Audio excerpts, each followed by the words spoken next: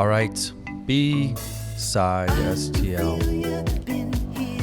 We're back, man. Anthony. How do you do it? How do you pick the perfect song every time per guest? I do my homework, which is exactly the opposite of what I just eerie. said. I read the room, Anthony. A life in and around music and musicians. I mean, every guest gets a song. Yeah. Usually, mostly St. Louis based. Always St. Louis based. I don't know what to do with you. Yeah, no, Amazing. This is the music on this show, unless something is totally out of whack, will always feature St. Louis based artists. Yeah. Amen. So you like this one? Is that what you're saying? I do. In a roundabout way? I like them all, but I really... Yeah. These guys are... Yeah. They're not For our guest today, this is just... They're not technically together. Really? They might come back together. They're definitely still friends. Just, life gets in the way. Band called The Free Years. I love it. They're from all over the area. Easy. What happened? Are they no longer... Are they broke life, up? Bills. Yeah. Just all that They had to go stuff do that something just else. crushes souls and Yeah. creativity and Yeah. dreams. Incredibly talented though, and I think it's this is the thing I do like about digital music as much as I hate the majority of it. Yeah. Anything can happen. Like this song is cool. It's a cool song. And if you go watch the video on YouTube, Okay. it's called The Free Years. The song is called Easy.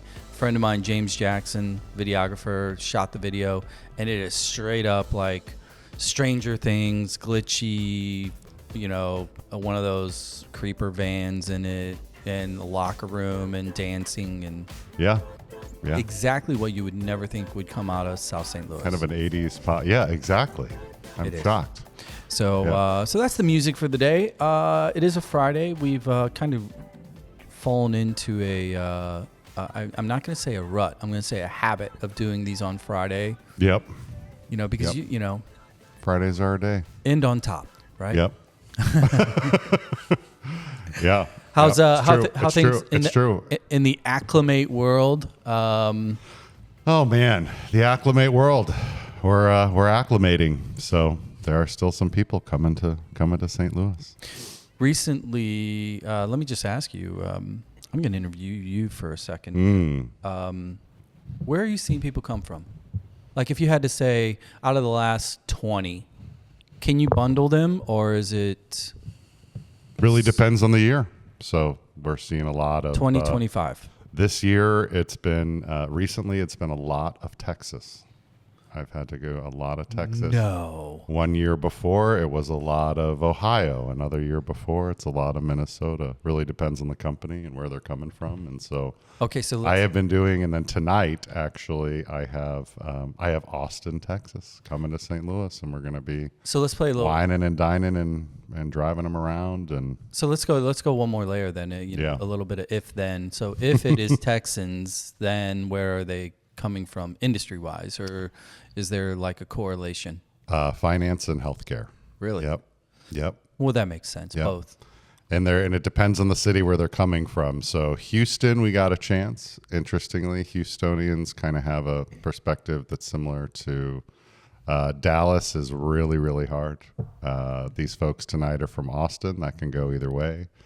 And then San Antonio folks do like it up in St. Louis. So kind of is it the river? Do they? I don't know. They're sort of the other city. It's the river walk. The Fort Worth and San Antonio folks kind of get our get our issues. Yeah. No, it's interesting because ever since we started doing the show and kind of knowing what you do, and a lot of people are like in near circles that are, corporate types. Yeah, sure. The kind of people that their businesses are bringing in, and this is a hiring city right now. Like in spite of the quote layoff news, I don't know why I said quote. In spite of the layoff news, that was dumb. Yeah. There's still a lot of activity, across industry that people are coming here. They are. It's not, and there are a lot of layoffs, of course. And some of the companies are changing and restructuring, and going through all of those phases. But people forget those folks are still need to be replaced in many ways. And and then if you look at something like hospitals, you look at something like finance, you look at something like education. The other one that we still see a ton of is in education, higher education. So those schools, like, people are still in need. We have a big project coming up with one of the universities out in West County, and there's still going to be 220 graduate students coming to St. Louis. So last thing before we roll our guests on here, last conversation that we had, Amy De La Hunt. Yes. I was so wanting to play De La Soul, but to my point earlier, they're not from St. Louis, so I couldn't. Right. She was awesome. Totally different, like, from North Dakota. Start there. Yeah. Okay, how's that start? Via, school / Europe / land here and then not leave. Yeah. But her writing, after the episode, I went in, Amy in Words. Yeah. Her link tree, looking at it. She's just a really good writer. She is. And she's not only incredible in her own right, but she's incredible at capturing her subject. And she does a lot of ghostwriting. And how you hear the stories, for every Steve Jobs, there's a Wozniak. For every, there's always a, the person behind the person, if you will. And that really is Amy. I mean, Amy She's is the great Oz. Amy is the Oz. I mean, if you look at so many of the storied magazines, the publishing, the articles, and everything that has been happening in St. Louis, really the last 20 years, you'd be shocked if you really understood her hand behind it. And her ability to ghostwrite, and I know we talked a little bit about this in the show, but on really complex issues. And so to capture, the ins and outs and the subtleties and nuances of the avocado toast, but also couple that with the macro side. I mean, it's really special that she's here and wants no attention, no acclaim. I mean, I can't believe she even came on. Yeah, I mean, even since the pod has been released, she's been hysterical. I just think, like, we think in terms of, kind of the intent of the show and what your business does, and trying to, hey, let's tell a more accurate story of what's going on here, the things that are happening. Sure. When you think of people coming here that don't have access, and they should subscribe to shows like this. You think in terms of like a traditional visitors bureau or a welcome to site or whatever.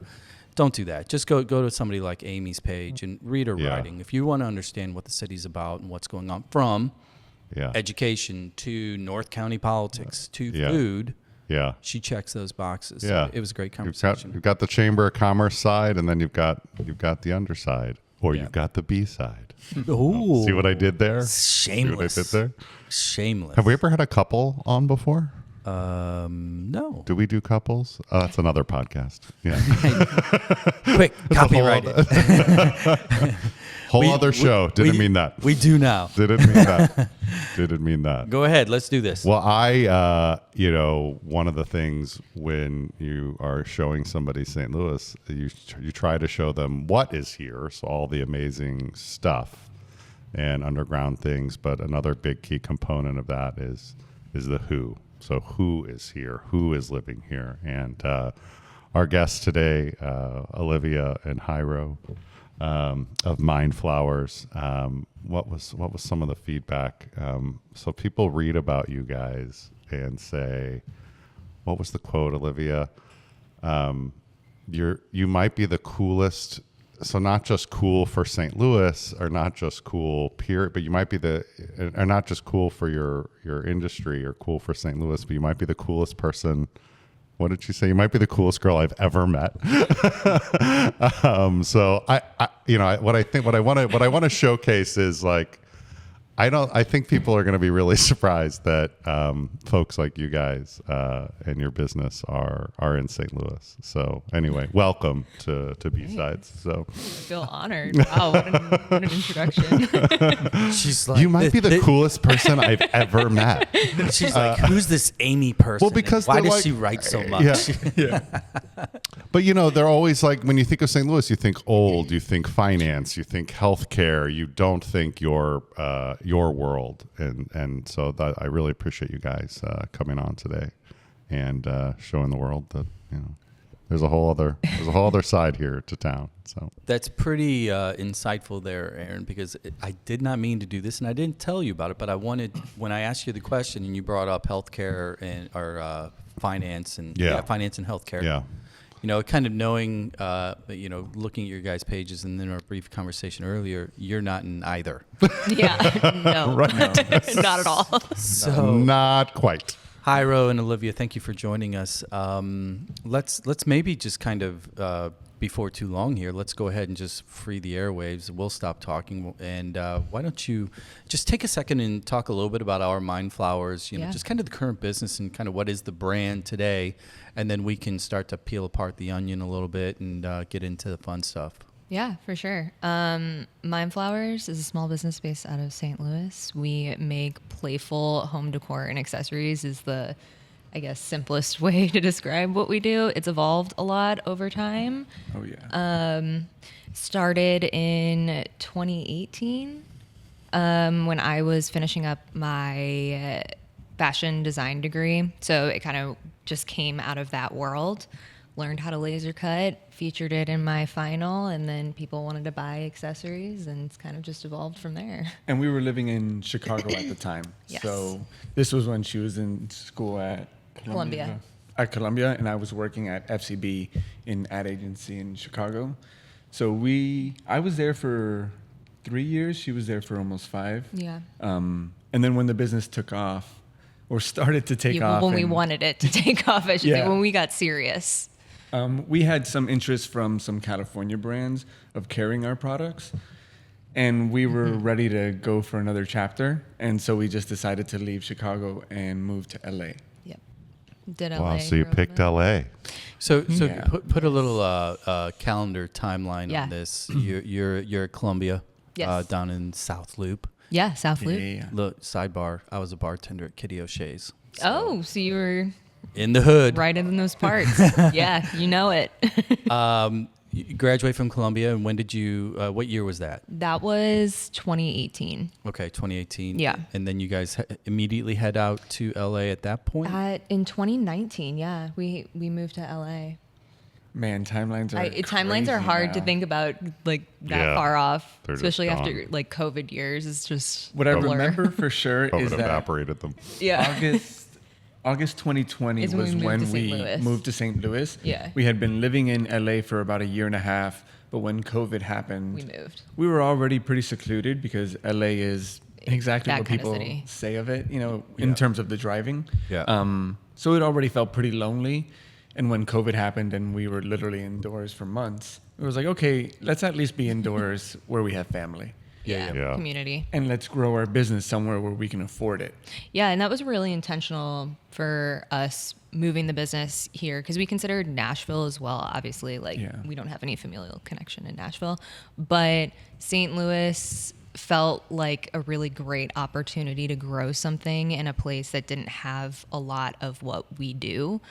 Whereas LA was very oversaturated with people like us doing things similar. So we didn't feel like we could really make an impact. So moving to a city like St. Louis was really intentional for that reason. Where in LA did you guys go? Well, we started in Hollywood. Yeah, West Hollywood. We found Yeah. like this tiny little Very cool. studio. Got bed bugs. Got bed bugs. Fast forward. Horrible. What an Sounds experience. like LA. Yeah. Yeah. Which was apparently a big It's a thing big in thing. that area. But then we found a really nice space in Pasadena. Yeah. So we spent the rest of our time there, which was honestly an Beautiful. incredible location. Our balcony faced the Mountains. mountains, and that was just incredible. So Yeah. Yeah. we were running Mind Flowers out of the spare bedroom in that space. Yeah. And Olivia was literally Oh, wait, hold on. Let's rewind for a second. We skipped over a really funny tidbit about the business. Okay, so when we first started in Chicago, obviously, like most people in Chicago don't have cars. Public transportation Yeah. is your main form of transportation. It's amazing. Didn't have a car. And when we first started the business, I have to laser cut everything. So when we first started, we were laser cutting out of maker spaces, which are incredible. I love maker spaces. I think they are just like one of the best things that exist. And we would pay like a monthly fee. We were members, and I would pack a suitcase full of acrylic and wheel it, get it on the bus, and then wheel it, and then come back, like cut all my things and take it back, and then assemble them at home. So that was the process that we started with. Stop it! You were taking it on the bus. Yeah, Literally. yeah.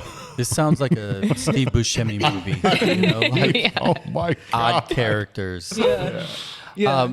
Can we back up just a little bit, because you use the term, you know, in the describing our mind flowers, Yep. and I'm just going to read it: playful home decor and accessories. What does that even mean? Yeah. Yeah. Well, you know, we started with earrings mostly because of scale. Olivia was learning the machine at I school. had to fit them in a suitcase.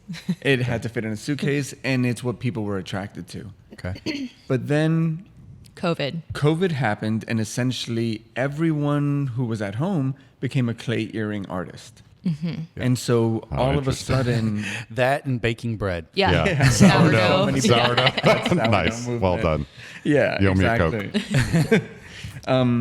So when that happened, we realized something needed to happen with Mind Flowers We to needed to compete, evolve. because clay earrings were also half the price of ours, because acrylic, you know, it lasts longer and it's better quality in some ways, but it's double the cost. So Yeah. when you've got 50 earrings in your collection, it's hard to justify paying $40 for a pair of earrings. Yeah, and like as a designer, I didn't also want to pigeonhole myself Yeah, to totally. just the accessory space. Obviously, I went to school for fashion design, so accessories was just a small part of that.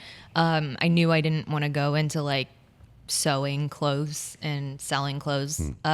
So we wanted to evolve into the like furniture and home decor space, which we still do. We're doing Yeah. smaller variations of that, but eventually like goals there. So light switch covers became, well, coasters actually. Coasters became our first toe dip in the furniture home decor world, and then light switch covers were second. And that was kind of something that I feel bold saying we were not the first, but like the first to really make that a big thing. Yeah, at the time especially, Yeah. you know, there's plenty of decorative plates that have always existed, but we were definitely the first big one on Etsy, for example, to be doing these custom Decorative. multi-layered decorative acrylic pieces. Well, the word playful, Yeah. right? Because in looking at your site, because that was actually going to be one of my questions, you know, because I see a large, you know, pretty front and center presence of light switch covers. Yeah.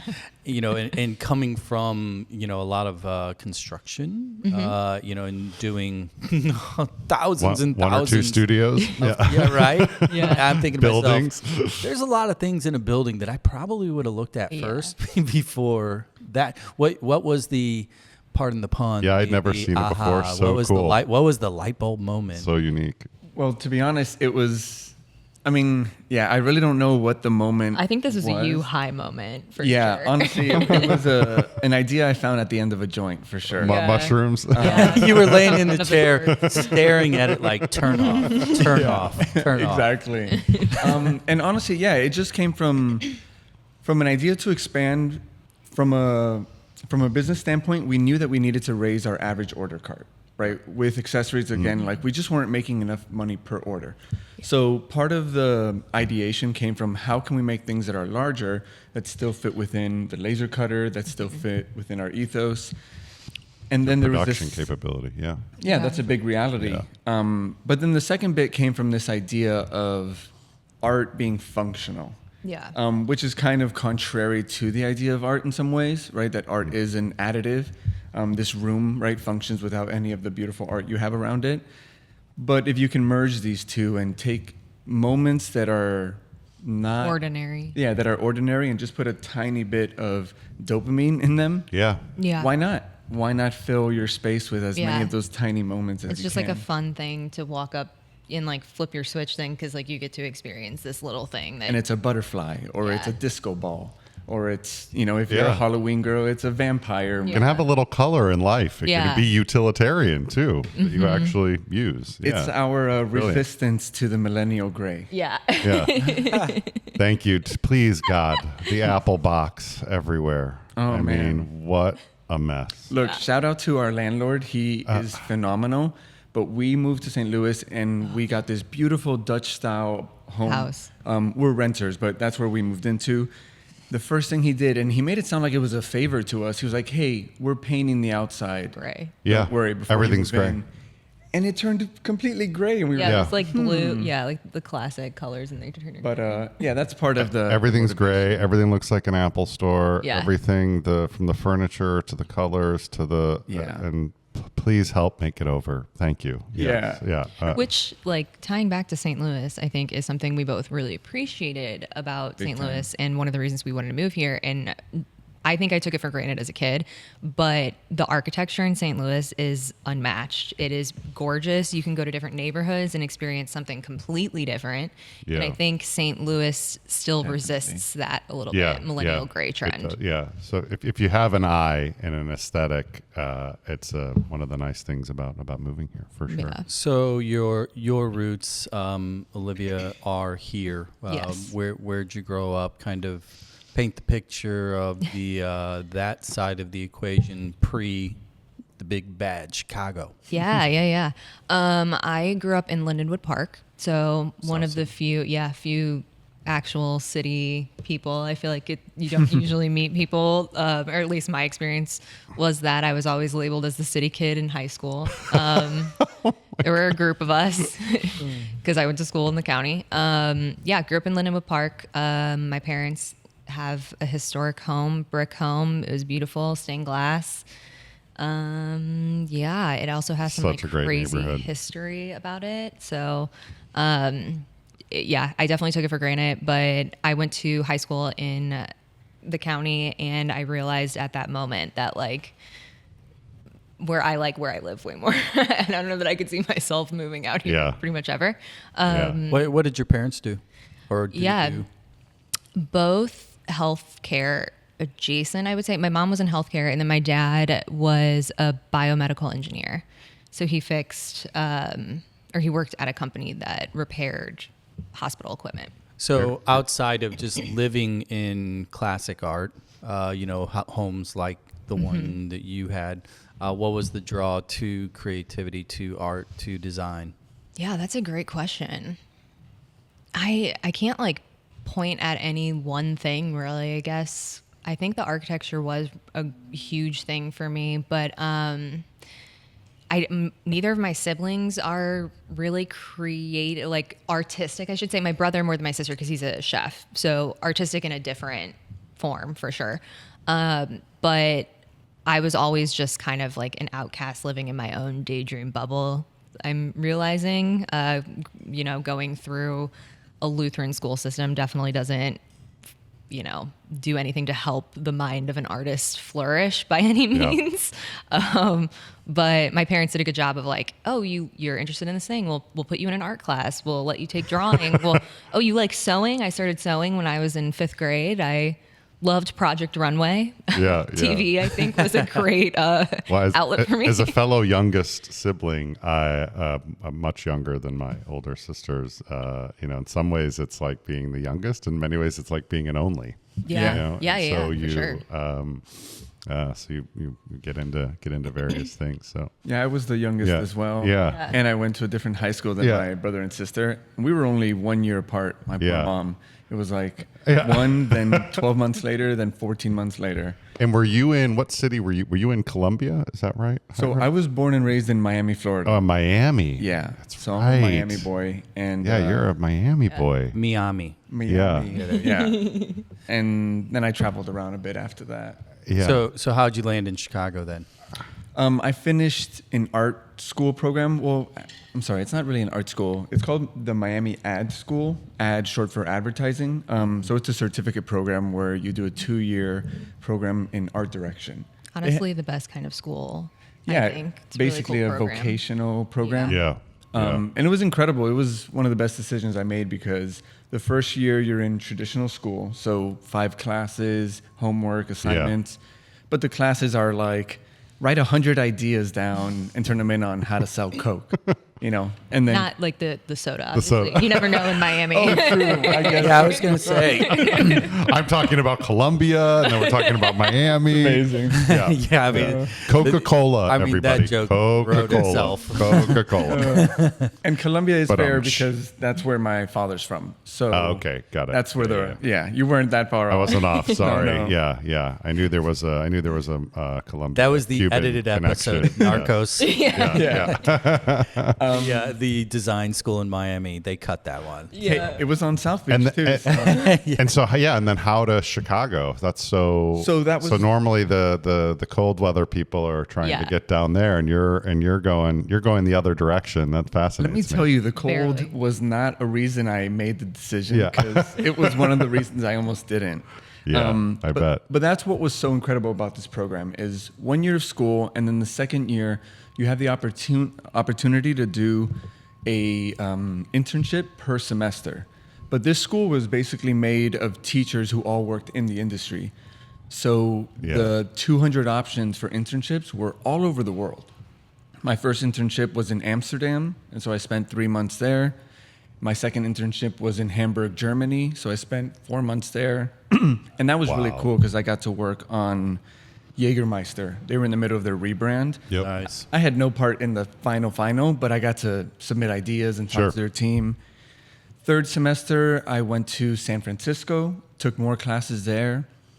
And then last semester, I was in New York City. Oh my God, Jairo! So- what this is an amazing program. Yeah, I know, What- right? Truly. Jesus. It was incredible. And so in New York, I lived in Brooklyn, fell in love with New York so much. I won't talk about it much because Olivia's heard enough. Yeah. But I'm a big You're a fan. You're a fan. Big fan. And so I finished my semester there. I graduated and just started interviewing for jobs. FCB flew me out to Chicago. I had never been. It wasn't that cold at the time. Yeah. They only- Unbelievable place. Yeah. They only interview in Yeah. July. Yeah. Yeah. They knew what they were I doing. mean, those 5 months in Chicago might be the best city in the world. I mean, Yeah. it's incredible. Absolutely. Yeah. And I decided to move because it did feel a little bit similar to New York, but a lot cleaner, a lot smaller. And for me, public transportation is the way. Like, Yeah. I'm obsessed with the bus, with the Yeah. metro. Sure. I'm down for it all. I Sure. think it's a better city structure. Yeah. So The Chicago, lime moved bikes there. everywhere. Oh, I yeah. mean, yeah, it is nice. And Chicago does a good job of that. Like Yeah, they do. their biking is really great. Obviously, New York has had to invest in a lot. Yeah. And now St. Louis, Yeah. Yeah. that new 1 mile stretch right next to the Botanical Gardens. Yeah. I The don't Tower know. Grove, the what are they calling it? Yeah. Tower Grove Something Greenway. Greenway. Yeah. They're connecting. Yeah, Connector. Yeah. that's what it is. Running up Kings Highway too, isn't Yeah. Super excited about that because we very much need some bike safety here in St. Louis. Yeah. Sure.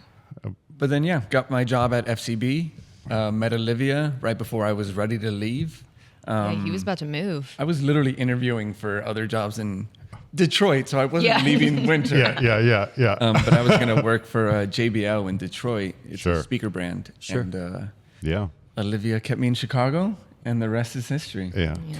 So it seems as if kind of a perfect storm from a creative business standpoint, and For so sure. much that you Olivia have the I don't know where it comes from, but I have these ideas, right?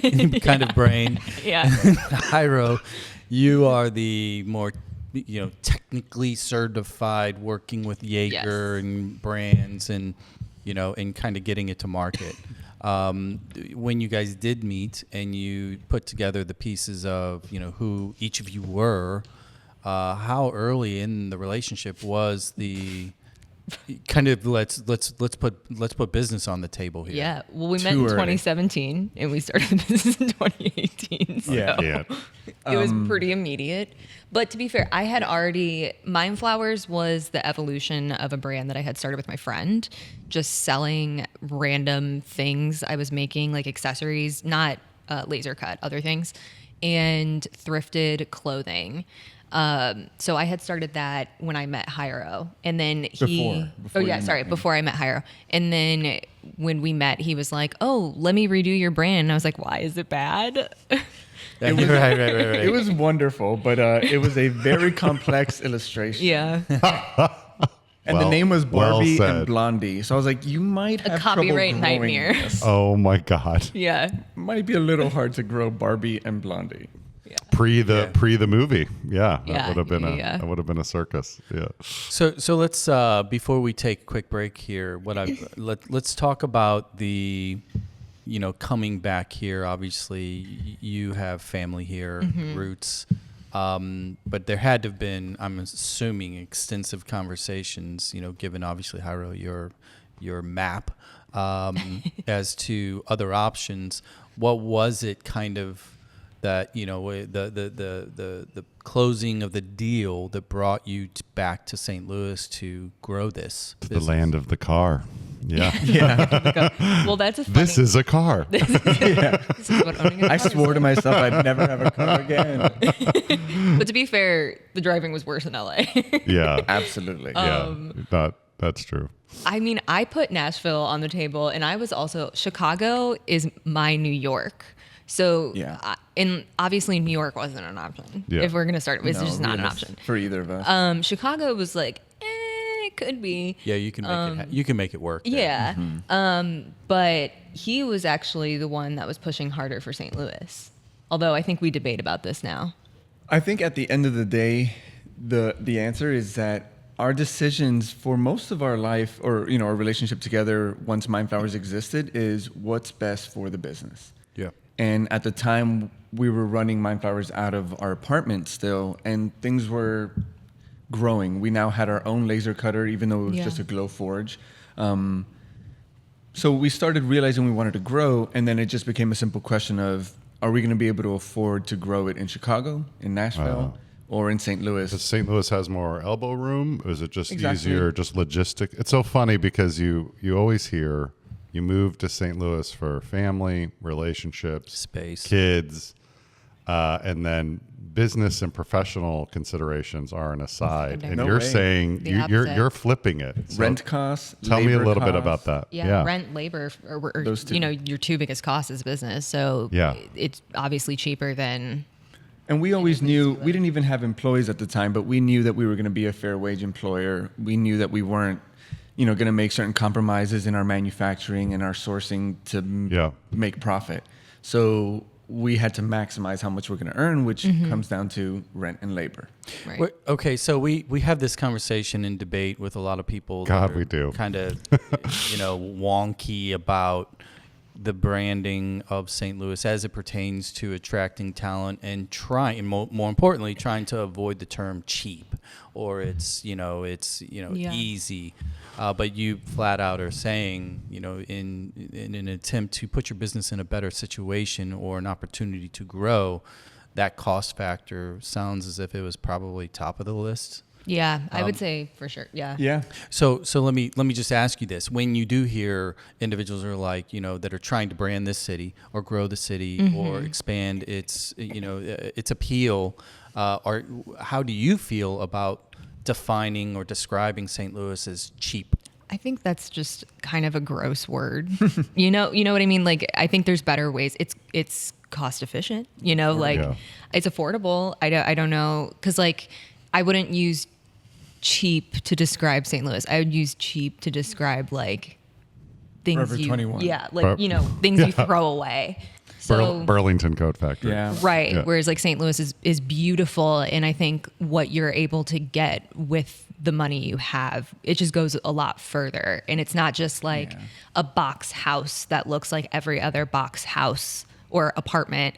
It's just these beautifully unique spaces that. Yeah, it comes down to priorities. No matter what, whether you're in LA, St. Louis, Chicago, it's insane to have a sandwich and now it's $20 to $25. Yeah. No matter where you're going. Yeah. Unless you're eating fast food. Yeah. So I can't say that that's different in St. Louis, Yeah. Oh my God, I got a true embarrassing story along those lines. Literally, I go once every 6 months Subway. I crave a spicy Italian on That's white. Do you really? How What? funny. Oh my Yeah. God, I love it. It's like White Castle. I rotate every other 6 months at one or I the love other. that for you. But I stood there and the lady told me for the foot long, Guilty right? pleasure. And she was like, "That'll be 12." I think it was like $12. No, I only want one. Yeah. And No, the $5 one. and it was like this kind of it was both like I am tending to be snarky and I'm also incredibly surprised. Yeah. And to your point, Yeah. it's out of hand. That's a whole other. Though I can, Exactly. I can run up $30-something at Lion's Choice. Not that I want to advertise that, but did you know? And did you know when you guys were looking? Did you know that a Cherokee Street or a Maplewood or some of these pockets in maker spaces, Del Mar Maker, all of this stuff? Did you know that was that a thing yet? Did you know about those in terms of logistics and things of that nature? Yes. And that was also intentional. Olivia knows how to do her research. Yeah. I love research. Research.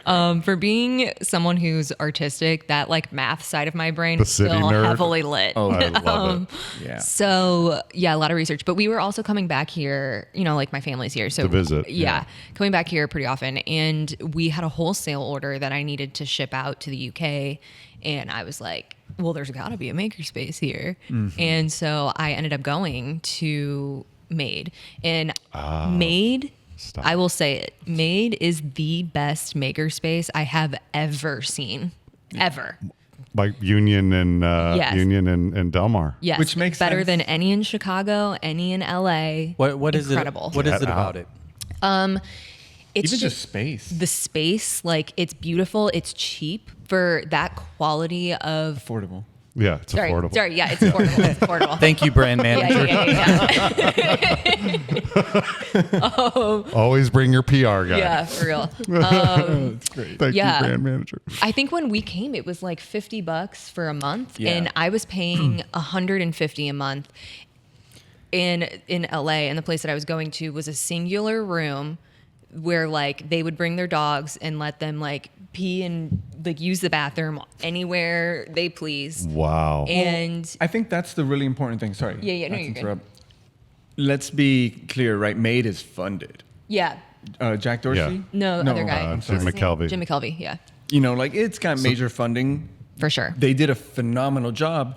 But the beautiful thing about makerspaces as well is that it's usually just a group of creative engineers who are like, Yeah, hey, nerdy, let's rent this space and Yeah. let's make stuff together. So for those who don't know, some people will have heard of the Magic House, and this is where they have sort of the second Magic House, but there are, which it's known for, that building is known for, but there are all these other floors going on at Made, and Yeah. so that's fascinating. So it really kind of stood out. Yeah, and it's a place where like you can affordably learn how to do things like Adobe. They have computers there. You can take a class on it as an adult if it's something you've always wanted to learn. And then upstairs they have the Magic House version, which they give free tickets to for any city library. So kids can learn those things. I love It's it. amazing. It's again, it's another one of those B-side. Yep. Oh my God, I can't believe I did that. Yeah. We're here for it. Here's what we're gonna Sorry, do. you need your brand manager. Oh my God. Keep you from saying You stuff know, like my that. wife just says you're an idiot, and that costs way more than a brand manager. Here's what we're gonna do. We're gonna take a quick break. We're gonna roll out with a little free years again. Put this on your playlist next time you're having a little barbecue, whatever. Throw a little free years on, and your friends are gonna be like, "Ooh, who's this trendy little band?"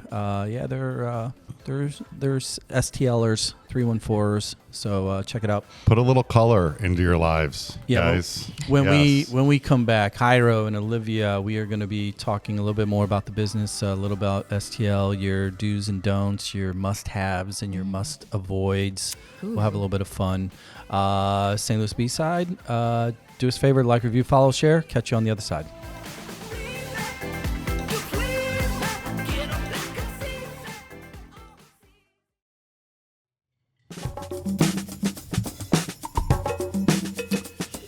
All right, we're back. Part 2, second half, whatever you want to call it. B-side STL. It's Friday, as I mentioned at the beginning. You know that. You might be listening to this on a Monday. I hope it makes your Monday better. And that's, the reason we don't record on Monday, because Mondays just, they need a little help. Yep. So Monday. Bring our best on a Friday. It is a good Monday morning. I've listened to some B-sides on a Monday morning. What's your most productive day of the week? Thursdays for us.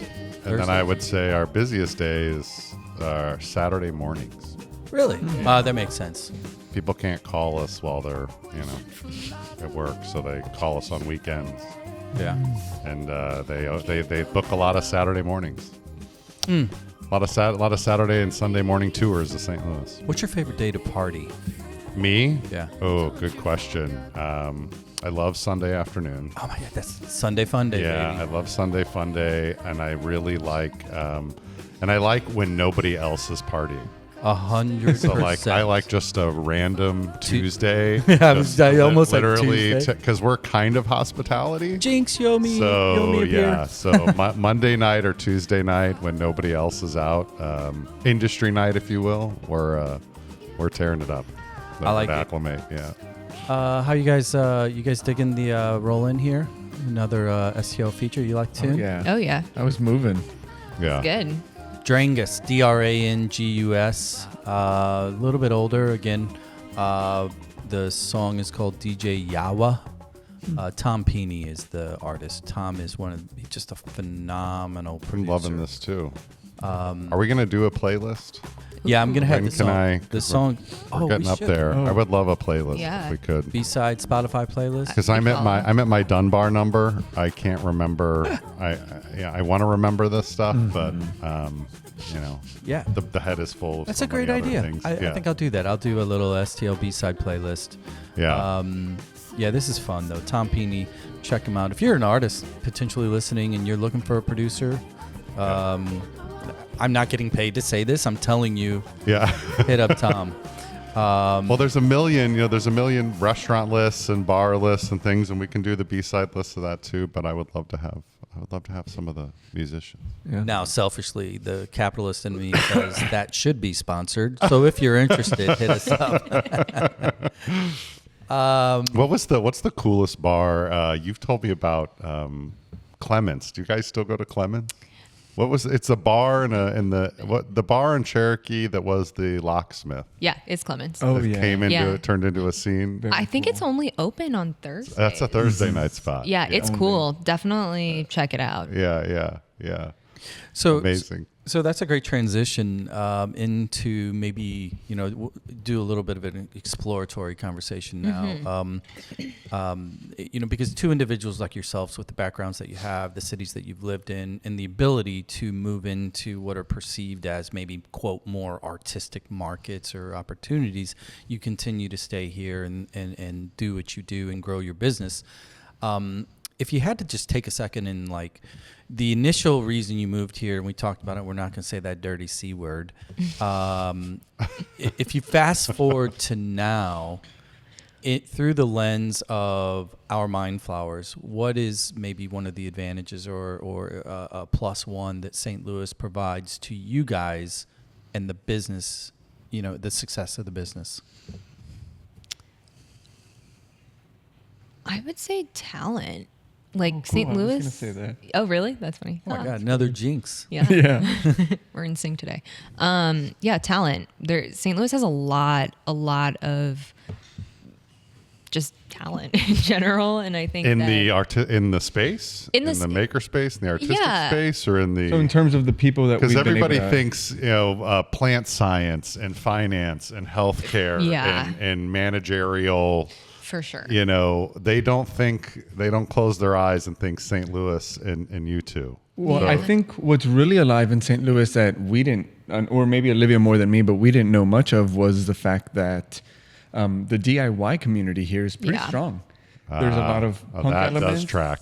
but the DIY in general is very strong here. And so, in terms of talent, what we mean by that is the employees that we've been able to hire, they come with so much energy, to Vibrancy help us. for sure. So let's do Business Journal here first. I mean, kind of scrappy, kind of the grit, kind Yes.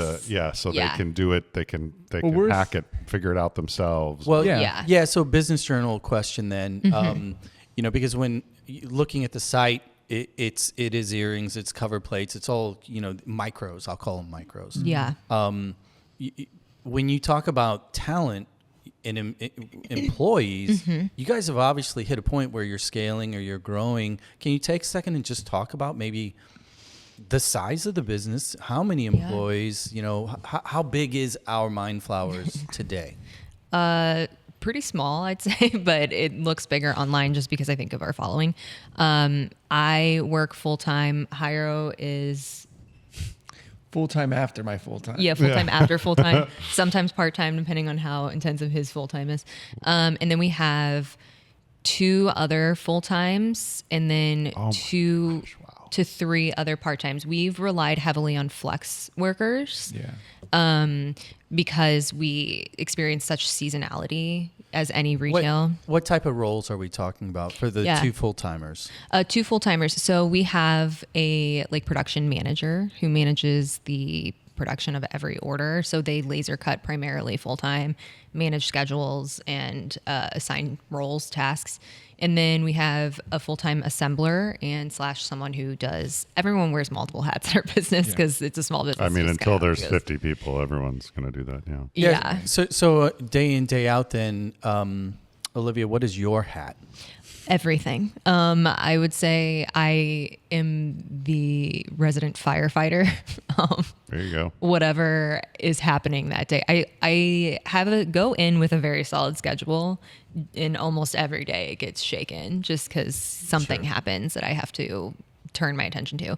But primarily social media, for the longest time, I was doing most of that. And just I focus now on moving forward, and then we have our employees focus on what is current, like orders. What is, like, talk to me as though I were a kindergartner or golden retriever. Tell me about for a maker, for a creator, what is kind of what's a great day, or what, from wholesalers to creation to manufacturing, what does a day in that business really look like? Yeah, so everything that we do is handmade to order, which is intentional. Wow. It minimizes waste, but it also doesn't come without its potential for failure, which we're currently experiencing. Sure. Which is a backlog of orders, because if we're not making it until it comes in, that means we don't have it on hand. So the customer online finds you, selects what they want, and then you are Making it. Tangibly Yeah. making it there. Yeah, and everything's Per order. customizable. So they can, like, each piece choose their color, choose their material type, and then we make it to fit their space. So once an order comes in, someone will input into our production system, and then it gets laser cut, and then it gets given to an assembly person. They assemble it, put it on the shipping table, a shipping person ships it. So that's like what a day in the life of the production team is. And are they communicating with the customer from where at all, or they're kind of doing it all? They're selecting their colors and their material and all of that, and then they...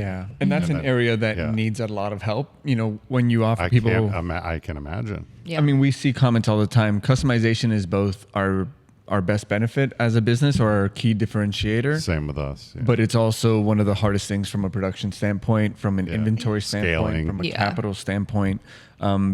Because right now our timeline is somewhere between 4 to 8 weeks to get your item. And when Amazon has 2-day free shipping on the whole world, it becomes difficult to really sell that, no matter how much artistry you And so why? And would they go to you because of that customization? Yeah. So it'll be 2 months, not 2 days, but they had a hand in the creation. For their space. Yeah, exactly. And it can be made to specifically fit their space. Whereas, like, they may see a color combo online and they're like, oh, I just wish this one color changed so that it matched my orange bedroom or whatever. Yeah, got it. Yeah, so it's a big part of what people love about us. Also, Olivia's perspective, you know, each collection is very niche. And so that's the other great thing about Mindflowers, is that we're not just one aesthetic. We're one material for now, which is, you know, our acrylic, because that's what we can produce. Right. But our last 5 collections were outer space / 50s kind of retro outer space theme. Retro futurism. Clown core before that. Western before that. Whoa. Yeah, Mermaid. I was going to ask about that, because looking at the site and looking at the designs that are available, it's kind of all over the board. Yeah. Right. And it sounds like it's intentional. Do you, in the creative process, or really the business, you know, from a business strategy perspective, how closely are you following or chasing current trends? You know, for example, earlier we were talking about the music, and I'm like Stranger Things-esque, right? Does that come into play in your designs? You look at what is, you know, like today would be K-pop Dragon Hunters, right? Do you do that, or are you just more like free thought? I think it's a bit of a mix. Free thought more so than trend, but if there is like a trend that is like a larger scale trend, so it's not specific to like, we did do one for the Barbie movie, but like using K-pop Demon Hunters as an example, we wouldn't necessarily do one for this big cultural moment. But if I'm seeing, hey, there's like a cottagecore trend in aesthetics and how people are decorating their spaces, we should probably lean into that. And that's the interesting thing when I think about it from that perspective, because anything can be cottagecore, anything can be circus core. It's just like a touch on a certain collection. Yeah. So it's like an aesthetic of a collection. And that's something that I experience every time I go to do a collection. So space, for example, when we released a space collection, I was like, it can be retrofuturism, like 1950s. It can be retrofuturism 90s, which is very different, like the very like silver chrome blow up chairs, for example.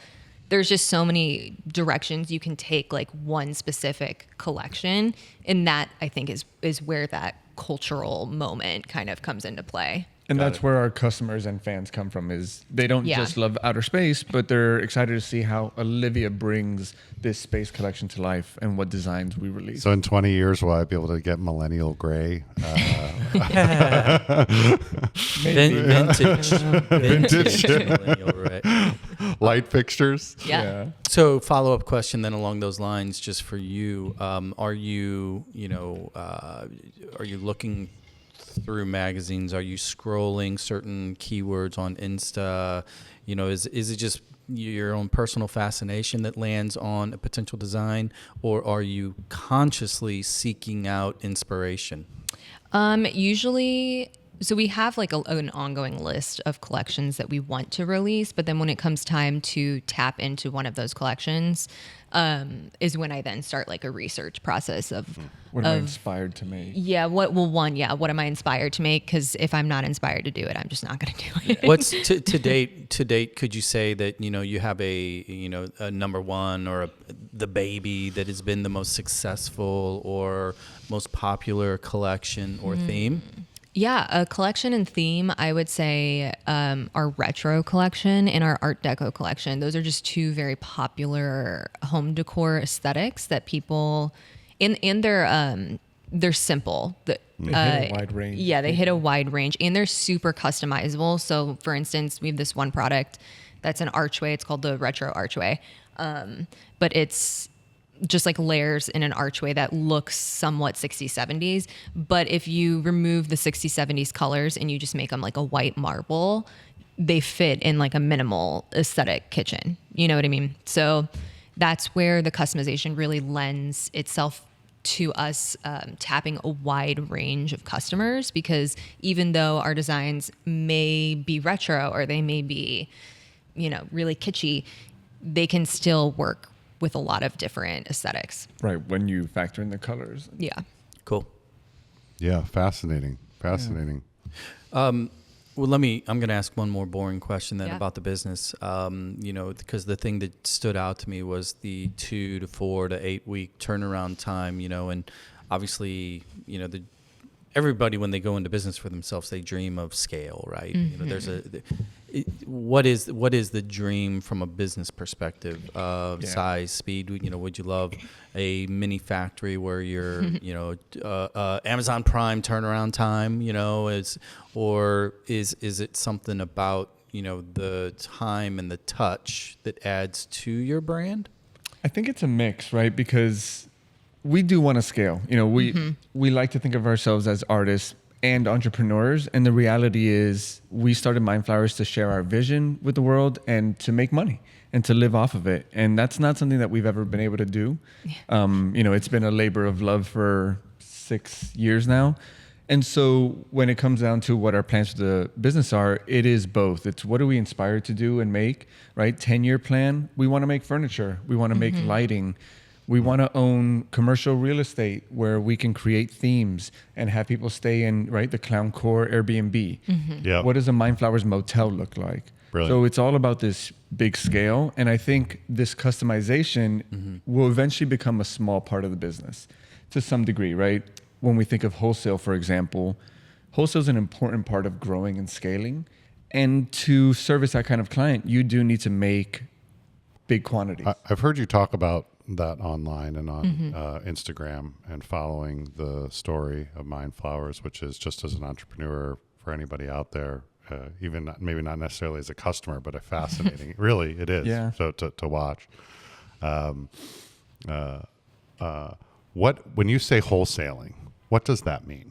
Yeah. Wholesaling would be us selling something B2B, so business to business, right? Got it. So Yep. we're selling it to small boutiques Yep. around the country for them to then mark up and sell in store. But an issue with the wholesale model in general is the expectation is that you sell it at 50%. So like your margins have to be super solid in order to even participate in wholesale, which at the beginning of our business was a big struggle. Big time. Because our production has changed and it's just evolved. So if, Yeah, we just if didn't Costco understand. has a Kirkland, or Yeah. there are brands within the brands in Yes. the maker, Exactly. they could come as the customer and say, hey, this is the Well, housewares or whatever it might be. This is the theme that we're looking for. And then that kind of thing could be done Exactly. through you guys. yeah, I Wow, mean, we cool. actually got hit up by Urban Outfitters almost 2 years ago. At Yeah, I this was point. thinking a lot. Yeah, it's similar. But we just weren't ready to handle do that it. kind of client, and also like, I mean, little things like having SKU numbers for our products we didn't even have. Yeah. But it's a big part of what we'll need to do to grow. But it's a hard thing to navigate when you have such a small team Yeah. and you have so many orders that are waiting for their product. Yeah. How much time can we devote to that wholesale when customers are waiting? Do you think with AI and kind of the evolution and how that's going, right, that maybe it will be beneficial that Oh, they man. don't want that they want, it took 8 weeks. There I was a think human so. there. I don't know that about it's him. not as replicable or No, I agree. scalable, that maybe that will be the thing. Yeah, Yeah. I think whenever there's an evolution in technology, there's always a return to analog, right? So Yeah. like if you think right now how big film photography is, despite like the evolution of your iPhone and like Yeah. how many photographers are now existing just through this Yeah. digital space. I think there's always going to be a pushback in that. And even with this idea of US manufacturing, it's going Yeah. to have to be slower. Like we Yeah. we just cannot compete with Yeah. the market in other countries. So I think there's just, I think it's going to be a positive thing that people get to experience as it evolves. Yeah. So let me ask you a quick question. Success. Yeah. How would you define it? That's a hard question. I would say success for personally or for the business or just kind of both. For Mind Flowers, because listening to you describe the process, listening to you, lay out how you're doing it. I mean, look, you've got 2 full-time employees, a number of part-time employees, and you. Yeah. You're probably a lot further along than somebody that might have been started this, listening to our conversation. They look at your site and like, oh, okay, cute, right? Trinkets, Yeah. not to dismiss it. Yeah. You have 157,000 followers on Insta. Obviously, you're scaling. So you're moving down the highway of, towards success. So my question is, through the lens of the business, what is success to you? What would that look like? Yeah, I think success would be an expansion of what we're currently doing. We have some major goals that we want to achieve within Mind Flowers. Jairo's mentioned a couple, like doing furniture. A big one that I feel is part of our success is we save all of our offcuts of material. So when we laser cut, there's like little pieces that are left out, like that are just scrap. We have about 12 tons Metric tons. of scrap Wow. material that we've never thrown away Yes. because of our plans to recycle it or upcycle. So we have plans to recycle all of this material. So I think success for me, because when I studied fashion, it was through the eyes of like ethical fashion. So working Yeah. with plastic is feels somewhat hypocritical, but that's also why we've saved all this plastic, because the eventual evolution of this is to have some sort of recycling program to recycle things into new material. And in that case, we would be able to partner with a city like St. Louis, Very local cool. businesses to accept plastic and turn them into new things. So One clear way for people to know that we could turn this into new materials or new products is 3D printing. While Furniture. acrylic isn't necessarily the best for filament, if we can start taking plastic bottles from businesses, then that can become new things that we are creating. Cool. And even manufacturing maybe 3D filament and then selling that to other businesses to utilize. yeah, so long-winded way to say, like, we have benchmarks for structures within the business that I think are more where we look at the definition of success than financial. Obviously, we have financial goals, which I would say, like, we want to, in an ideal world, we're a multi-million-dollar business. But our morals, I think, are the driving force behind the business, like paying our employees ethically, not being the ones who are taking an exorbitant amount of money, you know? That's a big part of it too, is we don't know what it looks like, but the idea that the owners make all the money and like the employees, we've had employees with us for a long time. They need to bake in that success and that profit. Because we're recording this live too, Anthony, I think you have a friend outside. So if you want to do I need to go grab him? Yeah, just 2 seconds. Yeah. I'll be right back. I've got questions for you guys. I'm going to stay on the business side here. Yeah. What you're talking about, you know, looking at these benchmarks, looking at these, metrics that you're looking to meet. One thing I'm thinking about in terms of businesses like yours that are kind of these micro businesses that grow into sustainable businesses that do start to scale, inevitably there are sharks and minnows. Absolutely. Do you think, or have you thought about, would you entertain somebody coming and say, you know what, I want your baby? I mean, obviously there's a number. There's always a number. there's always a number. But is that something, because with your look, just the scale, I mean, I understand how these numbers work. For sure. If somebody's scouting around for a boutique company that they want to buy, then they like 3D printing acrylic items, they're going to find you. Yeah. Right? Hit us up. Yeah. I mean, I think my phone number is 314. selling the business is definitely not something we're interested in, but guidance is definitely something we're interested in, because an investor versus someone who's a coming buyout. along. And we've actually experienced this in the past. Anthony, I think, boy. actually aided us in this, because we didn't know anyone at the time to bounce this off of. But we had a shark, per se, approach us and wanted to take a large percentage of our business and never really gave us anything. Essentially, tangible they in return. wanted 30% of the business for no capital up front, simply the promise of marketing through their advertising Exposure. agency. Yeah, and they wouldn't put it in writing. Yeah. So when it came to like getting lawyers involved and putting it in writing, Did it they was spit in their hand when they went to shake? Yeah. We No, were literally they on were- a conversation. Yeah, we were on the call with them. This is the most important call of our life. We're thinking we're going Yeah. to potentially sign this deal, and we're going to tell them we want this money. God, Yeah, I we're never like pressed sweating. this. Yeah. They are drunk on a South Beach Doing rooftop. what was it? Sake shots, Doing and they didn't sake know they shots. turned on, so they were like, oh, "Pour it in my mouth" to the waitress on a rooftop, and we were like, "So this isn't gonna happen Cool. then." So then we presented what we said. We were like, we want at least $30,000 for this, plus we want you to move us into a lease, because at the time we were was still just in our house. literally running out of our house. And at this point, so we live in a 4-bedroom house in Tower Grove South, and at this point, it had taken 2 bedrooms, our living room, our dining room, and we had an employee working out of our home. Yeah. So it was like, we Yeah. have to move. So let's talk about St. Louis then. Yeah. Because obviously within this town, everybody is literally half a degree from another person. Yeah. The maker creator space is it's flourishing here. It always has. It's just one of those things that we don't do a good job of kind of branding it on a larger scale, regionally, nationally. Talk a little bit about the community that you guys kind of roll within, from a creative standpoint, the support, maybe the camaraderie or crossover. How has the creative community outside of Made, maybe on the street or in the boutiques, how's St. Louis treated you?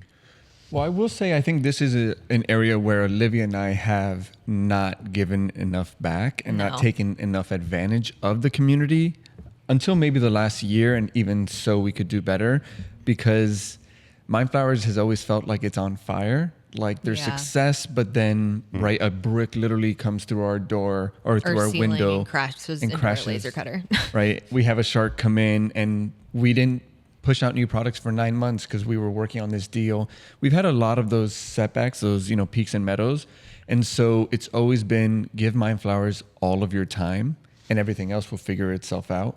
Yeah. And now is when we're realizing through this challenge. So we launched the challenge on social media where we have 75 days to save our small business. Each day we put up a vlog updating sales from the last day, etc.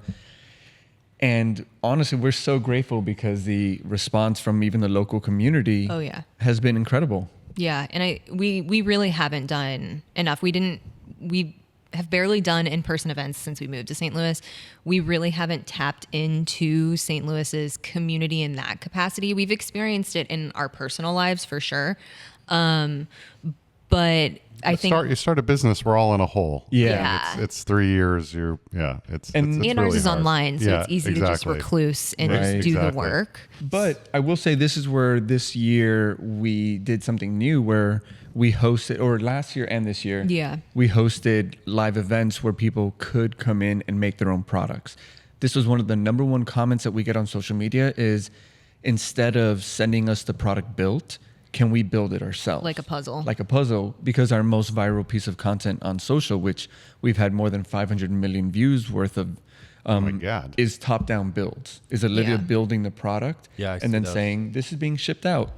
And so people saw that, said, hey, I want to do that. We can't ship it to them yet. We're working on some solutions for that. We can't ship it because these products sometimes cost $100. So you put one wrong piece in, that's a big hole for the customer to no longer, have this premium product. Yeah. But live events is the way where we bring that to life. DIY, build your own light switch cover, earrings, etc. Well, that's a little bit of what we were talking about at the break. Just about music festivals, where it's not enough for the music on stage to be good. There has to be an experiential element. Exactly. To it. Yeah. And even local businesses, right? No one can just be one thing anymore. No. So Tim's Chrome Bar was amazing, and they hosted our Valentine's Day event. We had a whole party with a DJ. Got perfect fit. Yeah. We had crab rangoon nachos. we sure did.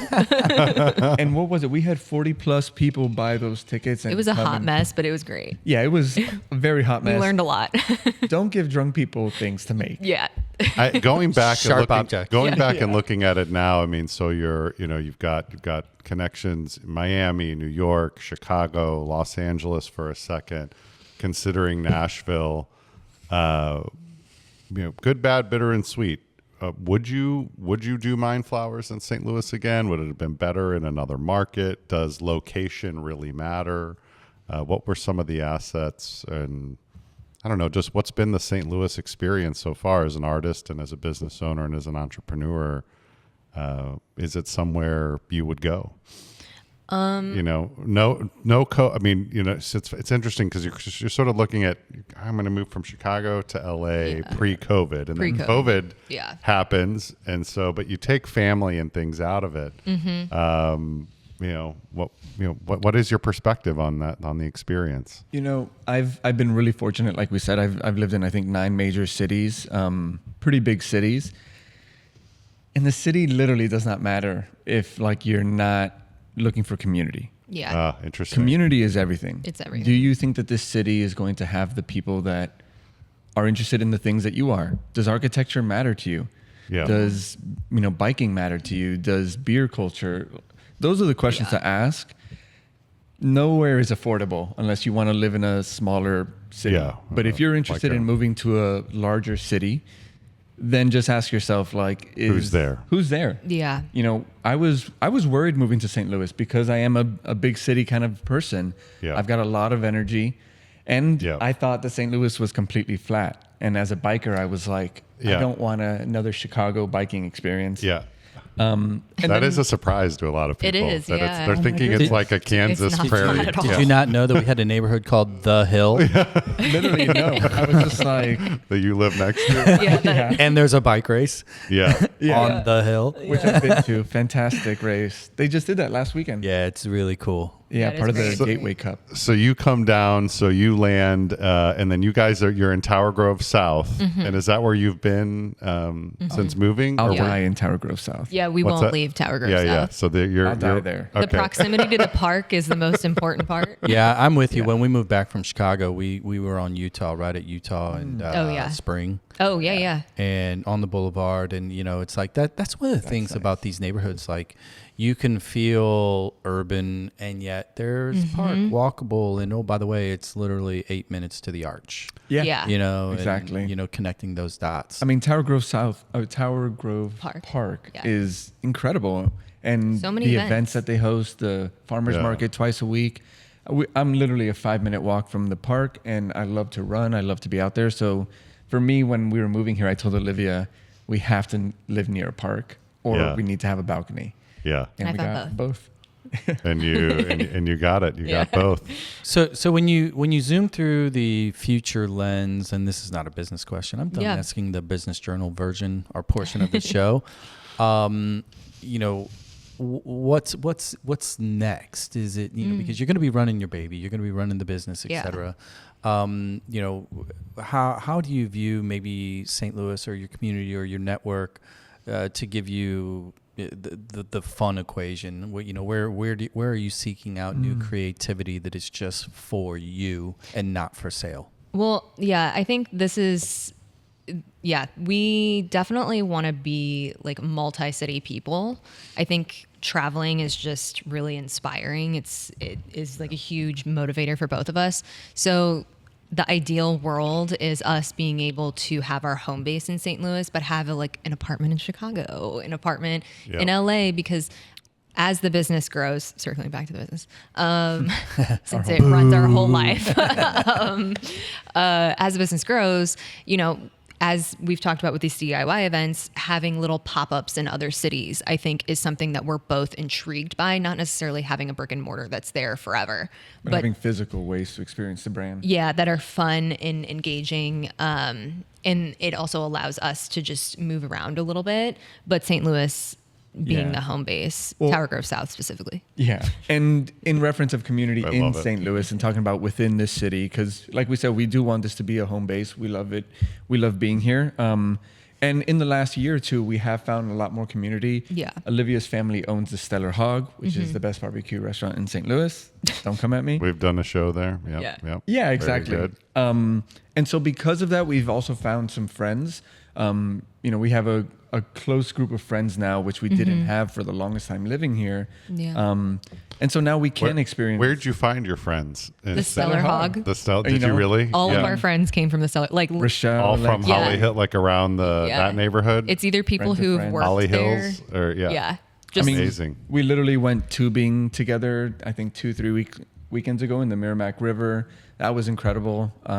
Yeah. Shoes. That became Shoes is kind of your. probably my favorite place right now. Yeah, So that's Shoots is the. amazing. So tell me Shoots, what- about that. That's the nightclub on Cherokee. On Oh, Cherokee man, it's Street. so It's the That's same. owned by the Sippy. Sippy. Yeah. Okay, Yeah. which is also an incredible. Sippy's Another also great place. amazing. Yeah. Yeah. Bar on Shoots. Cherokee Street. Okay, new to me. Yeah, yeah. And I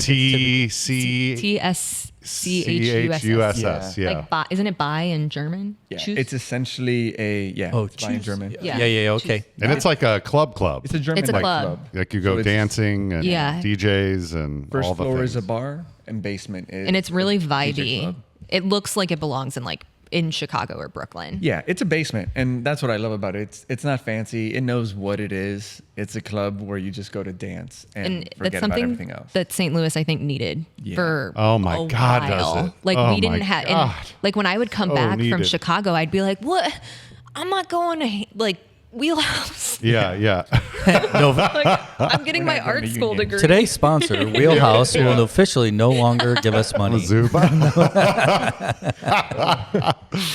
Well, yeah. So you go to the Grove, Mm-hmm. you know. But yeah, it was in the what would have been Handlebar? Yeah. What, Platypus. who else? Oh, to like go dancing. I mean, yeah. Where was? I would say handlebar yeah. would be like the only thing that would come to mind, but we didn't have anything that was like Dedicated aesthetic to too. it. Yeah, we didn't. Yeah, with also kind of a vibe. Yeah. Yeah, So Tim's Chrome Bar, Oh yeah, Juice, Tim's Chrome Bar is a good one too. Stellar. What are some of the other spots that that are we kind of we frequent. food going out? I mean, there's no better food in St. Louis for breakfast/brunch than. Oh, I'm going to debate this. Go ahead, though. Oh my gosh, I'm blanking on the name. They own the Balkan Treat Box. Oh, Telva. Telva is my fixation right now. They know love us that. there because we go almost every weekend. It is Good it is for you. very good. I What live were in you gonna say? Webster. Oh, cool. I'm an egg guy. Yeah, I got egg. pork belly Benedict. Hands Oh, the down. pork belly we've had Benedict that. is really good from egg. Yeah. You know, it's maybe it's Stellar Hog pork belly. I don't know. Egg is the same one that had the shakshuka, or is that? That yes. Yes. Yeah. Correct. I love On shakshuka. Gravois. They have a great one. Well, So does Telva, sort of, doesn't it? Don't they Similar have the Turkish eggs. Yeah, the Turkish eggs. That's what we get. It's really good. That might be one of the best dishes. And Love that. I don't know. So much. Yeah. Okay. So let's put you on the spot. City Let's of make not you the the kind of welcome to St. Louis, tourism director here. Along the lines of this, take a second and just describe, because you grew up here, you knew Yeah. it. So you're continuing to kind of evolve with the changes. But Jairo, yourself being a cosmopolitan individual, how would you describe St. Louis to an individual, maybe a Jairo 10 years ago, a 10-year younger Jairo, new Jairo, who says, hey, bud, what is it about St. Louis? How would you describe it? Ooh, What would be the pitch? it's a good question for him. Yeah. Okay, so if 10 years ago, Jairo, how would I bring him here? How would I describe St. Louis? What comes to 10 mind years is ago. honestly the word, it's trying. That's what comes to mind. That's so I wasn't awesome. betting on that. That's so awesome. but I do love it. continue. I feel like St. Louis hasn't resigned to the reputation people want to put on it. Yeah. Right? Yeah. You hear in the news, my mom is worried about me in St. Louis. Yes. She sees Yeah. something on the news. Yes. And it's frustrating because it's like, what are you talking about? This is a vibrant community. And it's trying. It's trying to build scenes. There's people trying to find community. Yeah. There's businesses trying to grow. And there's a lot of odds and there's, a lot of trauma and history in the city that they're still battling. But it's trying. And I root for the underdog. And I have that Would same 10 years spirit. ago, Jairo would have liked that story? Do you want to come join the mess? Are you a masochist? Are you a project junkie? Honestly, Do you 10 wanna years ago, come? Jairo was Yeah, simple. he was like 23. Were you like years 10? ago, I was going to say, were you in fifth grade? 23. Both of you? I would just tell 23 Jairo, there's a lot of parks. There's a lot of biking. Yeah. Yeah. Yeah. And I would repeat those again. Yeah. Okay. Parks biking. Parks and biking is what 23-year-old Jairo would have loved. And you have it to yourself. It's not Yes. not so saturated yet. So yeah, it's a good place to be. Well, I love that because the outside perspective is always kind of the one that none of us really pay attention to because we're just as St. Louisans, right? And Olivia, I see you shaking your head. You know exactly what I'm talking about.